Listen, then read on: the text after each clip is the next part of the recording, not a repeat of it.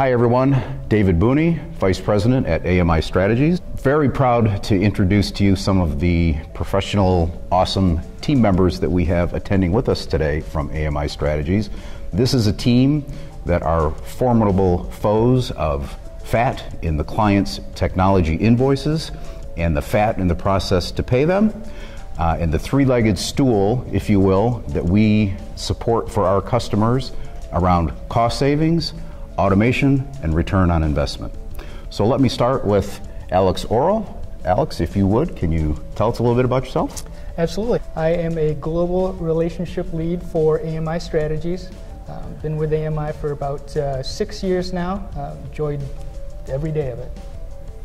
So Alex, can you tell us what gives you the most satisfaction in terms of the support that we provide to our clients? Probably the most satisfying thing is to actually deliver on the savings that we go out to get. There's so much data to go through, so much analysis that we have to pour through, and when we come through at the end of that year and the return on investment is ×2, nothing better.